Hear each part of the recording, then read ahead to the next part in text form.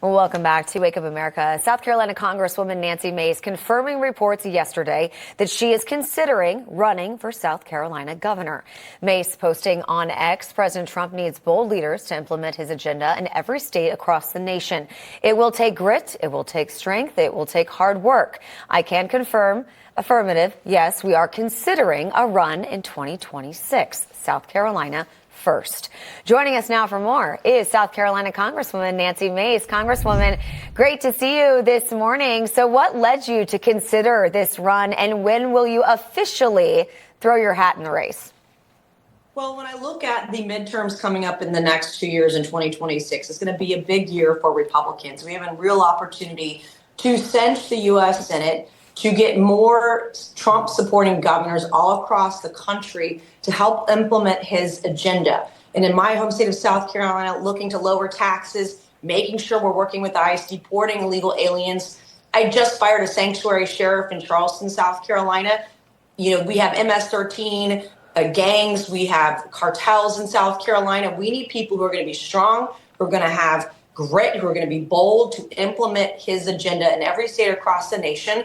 And I'm looking at the field. I don't see anyone else out there who has the experience, the work ethic, and the ability to make some really tough decisions going forward. And so that's why we're looking at it. And we're lining up support right now as we consider this run to make South Carolina better than ever before. So I got to ask, Senator Lindsey Graham will be up for re-election as well. If you don't run for governor, would you ever consider running for his seat in the Senate? Been there, done that, got the T-shirt about a decade ago. And I know a lot of folks are asking us to look at that as well. But I do feel a calling in my heart that when you go to the governor's office and you run statewide, the government closest to the people can have the greatest impact. The state of South Carolina, the state went just from 6.2% state income tax to 6. It was like 0.2% tax cut. It should be 0 like Texas and Florida. We have folks that have not been working with ICE to deport illegals. We had a sheriff just last year that was letting pedophiles, rapists, and murderers back out onto the streets of South Carolina. So we need people who are going to protect our citizens and look at what Donald Trump is doing in the White House, then do it in every state house across the country. That's the kind of bold leadership we need right now. You make a great point. And last night, I know the House voted to send the Laken Riley Act to President Trump's desk. 156 Democrats voted against this bill. Last week, we saw 145 Democrats vote against the Preventing Violence Against Women by Illegal Aliens Act, which you introduced, which would deport illegal migrants who commit sex crimes. Why are Democrats fighting so hard to protect criminals? Well, this is their voter base, right? They don't want the illegals to leave, not even the murderers and rapists. They're counting on their vote to keep them in power. And it's disgusting. The Democrats said last week when we voted on my bill to deport rapists, pedophiles, and murderers, they said that my bill made the definition of domestic violence too broad. As a survivor of domestic violence, I can tell you, you can't make the definition of domestic violence broad enough. And these people are disgusting. They say that they're for women. Turns out MAGA and conservatives are the feminists now. We are the ones, like Donald Trump, who are protecting women and children.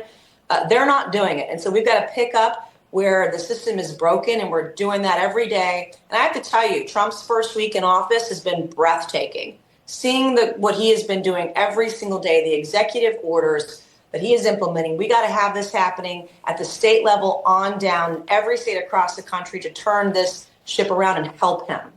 Yeah, and you mentioned all of those executive orders and what he's done in just 72 hours. And one of those, I mean, you look at what ICE has been able to do, arresting more than 500 people. Many of those are violent criminals. I look at the list of names here and what these people have already been convicted of in their home country. We're talking about rape of children, domestic violence. I just have to wonder why people are still protecting some of these people, criminals, known criminals.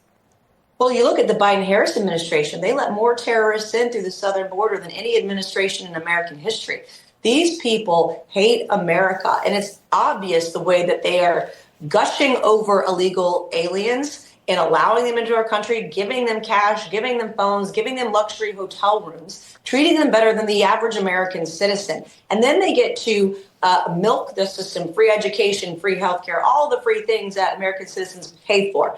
And so they want to dismantle freedom. They want to dismantle democracy. And if I hear Jamie Raskin or one more Democrat talk about the threat to democracy that we pose, I'm going to vomit. I'm just so sick and tired of seeing these people ruin the fabric of a nation with their policies, their practices, and their messages. You know, if you don't like our country, go find somewhere else. Great point. Congresswoman Nancy Mace, always a pleasure. Thank you so much for joining me today. Of course.